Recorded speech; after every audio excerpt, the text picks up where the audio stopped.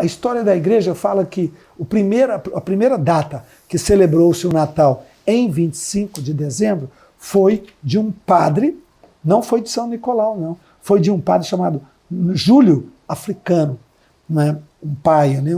Ele era um padre, Júlio Africano, ele, um sacerdote, do ano de 221, quer dizer, é bem próximo, bem lá atrás, bem próximo, bem no início do segundo século. Quer dizer, ele tinha muita informação. E foi a partir dali que nós encontramos uma referência específica sobre o Natal em 25 de dezembro. Presta atenção, o ano 221 é bem, né, 100 anos depois de João, do apóstolo João. O apóstolo João morreu em 120. Ou seja, certo? Jesus morreu... Papias deve ter morrido em 140. E outros. Timóteo já tinha morrido, Tito já tinha, Lucas, os mais novos, né? Mas era uma geração assim, bem não muito longe dos pais apostólicos. Sim. E de Jesus, né? E de Jesus, claro. O ano zero é o nascimento? É considerado o nascimento, não é a morte, né? Não, é o nascimento de Jesus, considera o nascimento de Jesus. Então, a gente pensa, bom,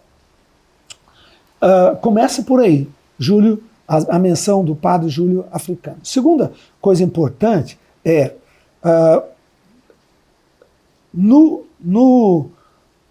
o censo coincide com o final de um ano. O censo que Herodes fez, né, Pilatos fez para todo mundo ir se recensear em Belém, cada um tinha que voltar para a sua cidade de origem, e as famílias de José e Maria eram de lá, então eles tiveram que voltar. Jesus cresceu em Nazaré, mas a família era de lá e por isso eles tiveram que ir recensear-se naquela cidade. E dali, então, Jesus nasceu.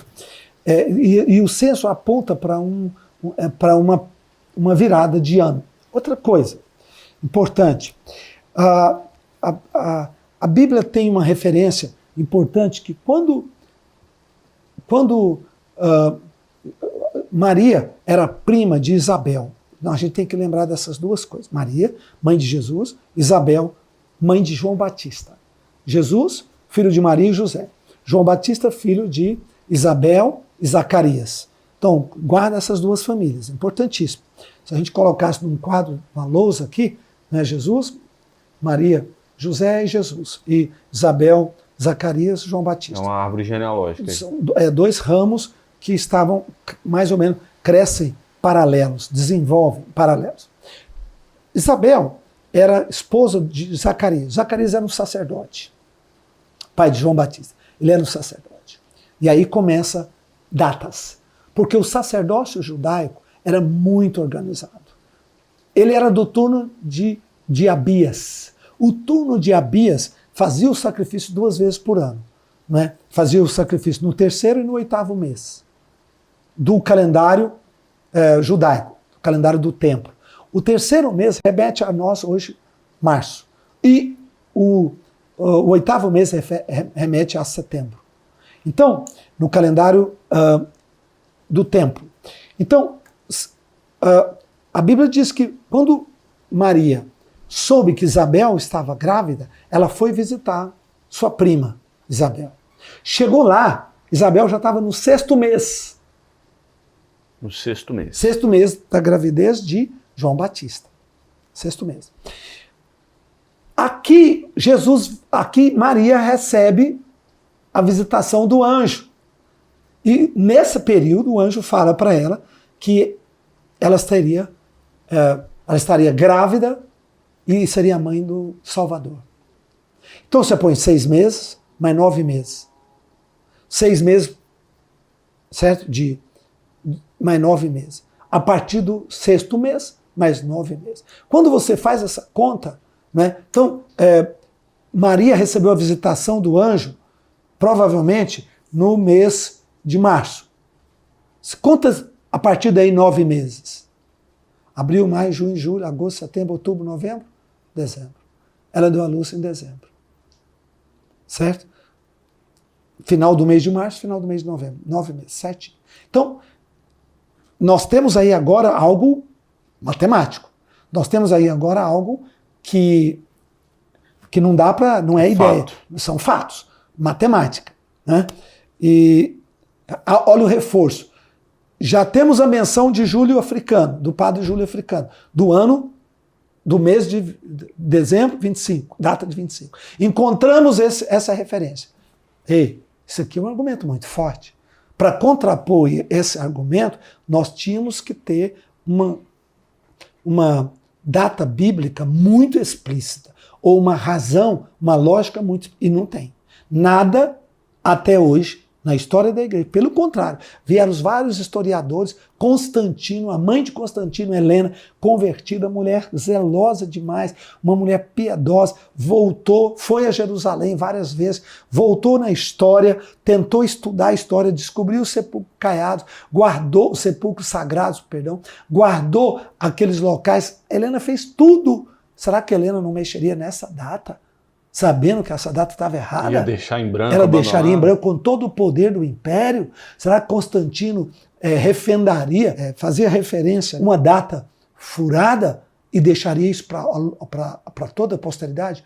Muito pouco provável. E depois os concílios que vieram, né, eles estudaram, os concílios resolveram tantos conflitos, eles trouxeram luz em tantas posições, deixariam uma coisa obscura, uma coisa desse tamanho obscura. Então, eu me dei por satisfeito, né, e disse, olha, até hoje eu não encontrei um outro argumento. É a melhor referência que eu encontrei, que eu mais respeito, porque eu não tenho partidarismo. Acho que a Bíblia, se tivesse uma data específica, Deus teria nos dado. Então, por que nós não celebrarmos nessa data que tem maior indício? Quando nós não temos certeza, nós vamos para os maiores indícios. E os indícios de 25 de dezembro são grandes. A Igreja Ortodoxa, engraçado, não celebra o 25 de dezembro. Ela celebra 4 de janeiro ou 6 de janeiro. No iníciozinho, engraçado. Mas bem próximo a dezembro. Bem próximo, né? E uma coisa que o pessoal fala muito, mas esse dia era o solstício do inverno, não é? Era o dia de um deus pagão, né? Que Invictus, né? Que houve a conjunção do nascimento de Jesus, porque toda aquela civilização já celebrava, eles eram pagãos, muitos deles eram vikings ou vikings, né? Eles misturaram tal, e como bárbaros eles celebravam essa data. E é verdade, era o dia chamado Deis Natilus Solius, dia do sol nascente. Por quê? Porque era o solstício. O que era o solstício? O solstício era o dia que fazia diferença, lá, para eles, não para nós. Nós estamos aqui no hemisfério sul, lá, no hemisfério deles, lá no norte. O solstício de inverno é um dia que a luz do sol passa a ser maior do que as trevas da noite. Essa é a melhor forma de explicar. Até aquele dia, o tempo de noite é maior que a luz do dia. Quando começa a anunciar o inverno, o fim do inverno, começa o período dos plantios, das colheitas, eles começam a celebrar a vida.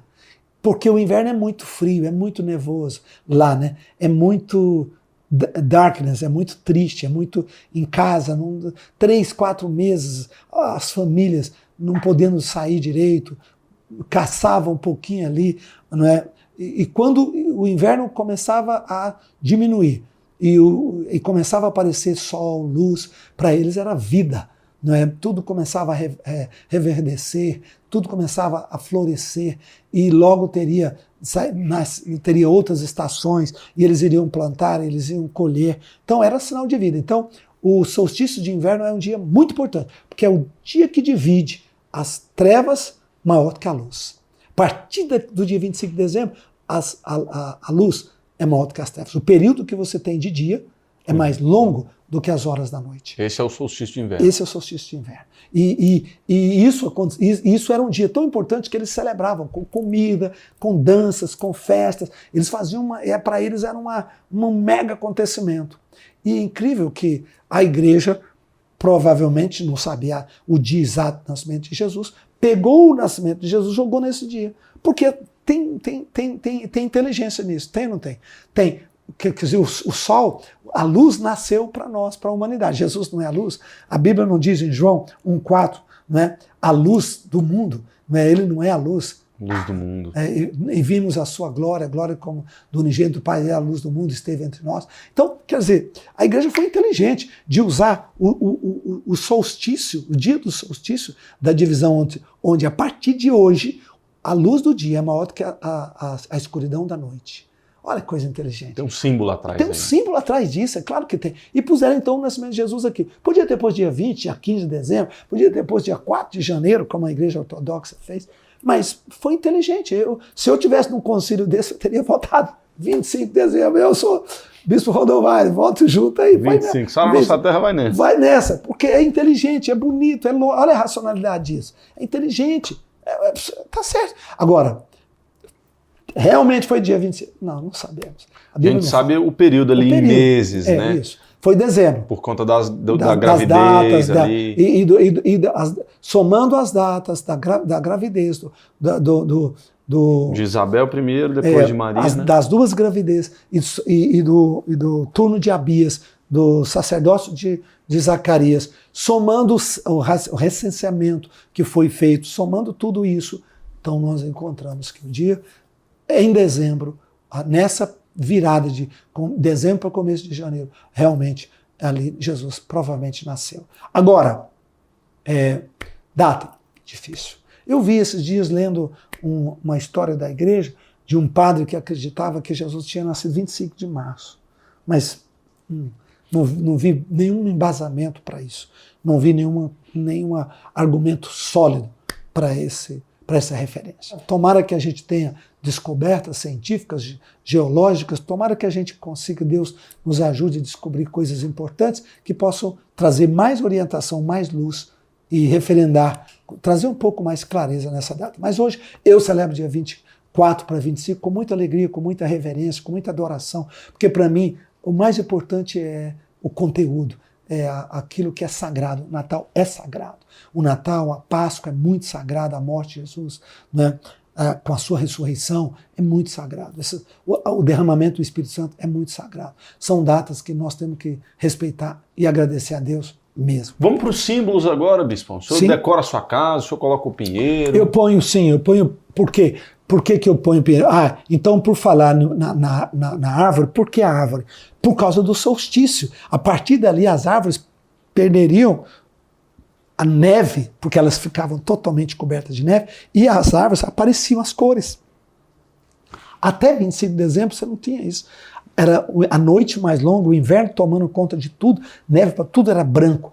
A partir daquele dia começava então a aparecer o verde. A ver as cores. E isso é vida. E Jesus é a vida. Então eu acho que é inteligente o pinheiro, o verde, é inteligente a luz, as luzes maravilhosas. Agora, não ponho o Papai Noel, não ponho o Papai Noel. Não ponho anjinhos, também não ponho. O senhor não coloca? Lá em casa, nós ensinamos a assar a nossa terra.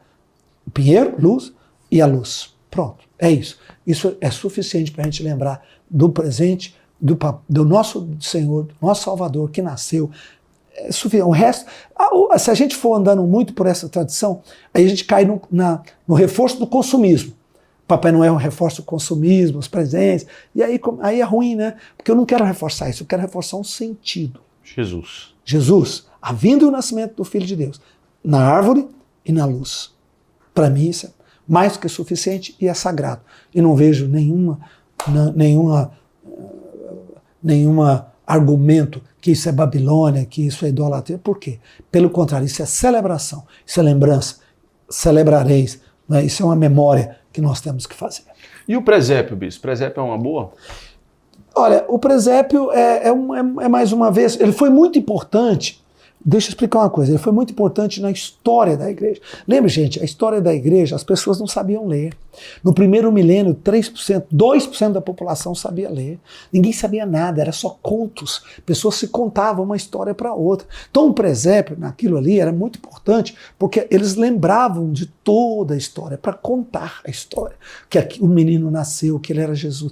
Imagina, então a história do cristianismo precisou ficar impregnada na mente, no coração, na memória do povo. A igreja fez isso usando o quê? Simbolismo. Então o presépio foi um elemento importante.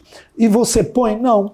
Hoje não, porque a gente tem filmes, a gente tem outras maneiras de fazer isso. Agora, também não sou daqueles que arrepio quando eu vejo um presépio e digo, meu Deus, isso é idolatria. Não, se ninguém for lá ajoelhar, se ninguém for lá rezar para aquele presépio, nem naquela imagem, mas ao Filho de Deus no coração, porque aquilo é apenas uma lembrança. Você não tem quadros que lembram, você não tem fotos. O presépio de ontem é o vídeo de hoje. São as imagens, são os filmes de hoje, gente. E hoje as pessoas podem pegar a palavra e ler, estudar. Tá lá. Então a gente tem que entender que, assim, que a gente não quer religiosidade, a gente não quer tradição, a gente quer vida, a gente quer realidade, mas também não queremos tornar ignorantes, radicalizados, pessoas embrutecidas. Para que isso? Quem ganha com isso?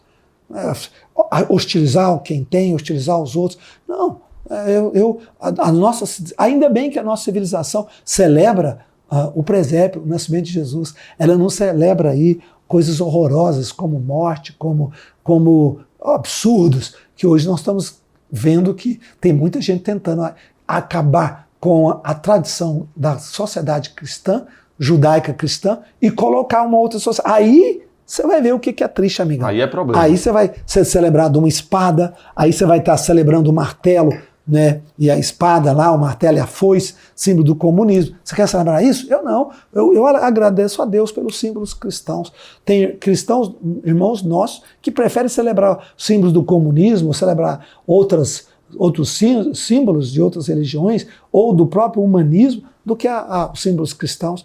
Não, eu respeito os símbolos, eu acho que eles são importantes, eu acho que eles trouxeram a nossa civilização aonde chegamos, colocaram a palavra de Deus no lugar alto que é dela. Olha que coisa maravilhosa, E mesmo que eu seja evangélico e os evangélicos não celebrem esses símbolos, mas respeitamos profundamente e vamos protegê-los naquilo que pudermos. Tem que ter uma sensatez aí, né? Respeitamos a Igreja Católica com a sua tradição, e apoiamos, inclusive. Perfeito. Bispo, a gente tem mais 15 minutos aqui, eu queria te fazer uma pergunta. Hoje a gente tem no Natal o Papai Noel, que às vezes acaba tirando o foco de Jesus, e na Páscoa a gente tem lá para as crianças o coelhinho da Páscoa, os chocolates. Isso. Você acha que isso é uma estratégia do inimigo? É uma estratégia que o inimigo usou. Não é estratégia do inimigo, é estratégia de venda mesmo. O pessoal quer ganhar dinheiro. É o comerciante doido para vender, é o comércio querendo explodir vendas, Aí a vida humana é feita disso. Olha os índices da economia, olha a saúde de uma política econômica, tudo tem referência ao poder econômico, ao consumo. Consumo quer dizer que as famílias têm saúde financeira, quer dizer que está todo mundo trabalhando, quer dizer que está todo mundo consumindo mais. Isso é bom. Ninguém fala isso negativamente, só fala positivamente. Agora, quando vem para o nosso lado, a gente arrepia. É bom que tenha. Agora, não pode apagar o conteúdo do conceito principal. Isso, o Papai Noel não é o dono do Natal. O dono do Natal é Jesus Cristo, o Senhor. É o Filho de Deus que nasceu numa manjedoura. Isso que tem que ficar claro.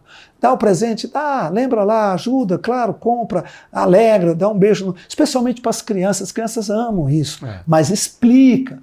Não é, deixa o seu filho ver você orar, deixa o seu filho ver você emocionar no Natal, contar história. Imagina uma família, pai velhinho, mamãe velhinha, os tios, todos almoçando, todo mundo conversando, sem bebida, sem cerveja, sem uísque, sem briga, só com amor, contando, um tio abraçando o outro, 1 ano sem ver, 1 ano e meio, 2 anos, estavam desentendidos, agora fizeram as pazes porque hoje é Natal, orando juntos de mão. Imagina a criança, e olha isso, a marca disso no coraçãozinho do pequenino dele. Esse é o maior presente. Isso é Natal, cara. O que a criança quer? A criança quer ver os tios felizes, papai feliz, mamãe feliz, porque papai bebe, bate carro, briga com a mamãe, papai briga com o titio, papai bateu no tio no dia do Natal, mas trouxe presente pro vovô.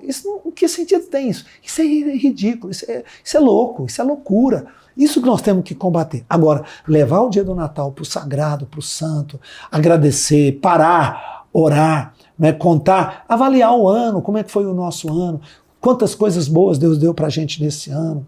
Como Deus nos livrou dos desastres, dos acidentes, das doenças, da morte. Deus nos livrou a gente de tanta coisa, né? Como que nós chegamos até aqui? Pela dádiva do Pai. Quer dizer, isso é grande, gente, isso é sagrado. Não pode fazer isso de qualquer forma. Né? Então, eu não vou falar da Páscoa, porque nós vamos fazer na Páscoa. Lá na Páscoa é o podcast nós vamos fazer sobre a Páscoa. Um podcast só sobre a Páscoa. Mas fica aí essa referência. E olha, você que está me acompanhando, planeje o seu Natal. Mas planeje o seu Natal espiritual. Fale com a família, nós vamos orar. Nós vamos ler a Bíblia, prepare o texto. Leve aí um texto, Salmo 91, Salmo 23. Leva o nascimento de Jesus, Lucas capítulo 4, que eu li para você. Né? Lucas capítulo 2, perdão, que eu li para você, leva o texto, leia, faça oração, ore o Pai Nosso, de mãos dadas, canta uma canção juntos. Ah, mas todo mundo é desafinado. Põe um CD então, e cante junto com o CD, não tem problema. Importante é a adoração, importante, né? Sabe, a comunhão. Deixa os seus tios, seus parentes sentirem a presença de Deus. Fale das coisas boas do ano, de como Deus foi bom. Pense no novo ano que vai chegar, um ano desconhecido, um ano de tantas guerras. Não vai patrolando, não vai passando por cima das coisas, violando as coisas de qualquer forma, não. Sinta o poder do sagrado na história, sinta o poder do sagrado nas datas. Essas datas são santas, essas datas são sagradas. Mas vamos recuperar, não é jogar a data fora, não é matar o búfalo por causa do carrapato, é tirar o carrapato, é tirar o consumismo, e resgatar o sagrado da história, resgatar o sagrado do dia e da data. Amém? Claro. Leve isso como presente para os seus familiares. Compre um livro, um disco, um CD. Dê para eles emoção. A gente dá muito presente, mas não dá força para a alma. Mas não dá motivação. A gente dá perfume, a gente dá roupa, mas o cara não vai sair da cama porque ele precisa de roupa. Porque ele está tão depressivo, ele está bebendo tanto, precisa de roupa. Ele precisa agora de um livro. Dá para ele um livro capaz de marcar a história de alguém que era um bêbado e venceu, de alguém que era um drogado e conseguiu sair das drogas. Né? Leva um CD, leva um DVD, passa um DVD gostoso, bonito, enquanto todo mundo está na sala ali fazendo a ceia, né? Porque a ceia é 24, né? No Brasil, a grande maioria das famílias faz a 24. Põe ali um DVD, né, nosso, ou do Fernandinho, ou da Aline, pega alguém, deixa a presença de Deus entrar na sua casa. Resgata o sagrado da história. Isso é Natal. Glória a Deus. Deus te abençoe, no nome de Jesus. E eu quero encerrar orando com você agora. Amém. Pai, obrigado, Senhor, por essas datas. Obrigado, ó Deus, em nome de Jesus, porque essas datas são grandes na história da humanidade, muito maiores do que nós, Pai. E eu te peço que o teu Espírito abra os olhos da nossa sociedade, da nossa humanidade, para ver o tamanho, a importância desses dias. Ó Deus, cada família hoje que está chorando, sofrendo, enlutada, cada família que está brigando, Senhor, tenha misericórdia.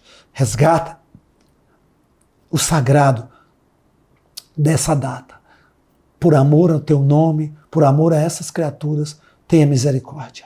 Que tenham paz, que tenha amor, que tenha a tua maravilhosa presença. Nós profetizamos e declaramos no nome de Jesus. Amém, e amém, e amém. E hoje eu te agradeço por teres nascido entre nós, luz do mundo, sal da terra, Filho de Deus. Muito obrigado, Senhor, que nos salvou, nos redimiu para toda a eternidade. Perdoa os nossos pecados. Amém, amém e amém. Foi no Natal que ele nasceu em uma manjedoura. Sua estrela lá no céu apareceu. Os seus anjos cantando o receberão. E toda a terra se alegrou com sua luz. É o amor, o dom perfeito. É o amor, sempre perdoa. É o amor.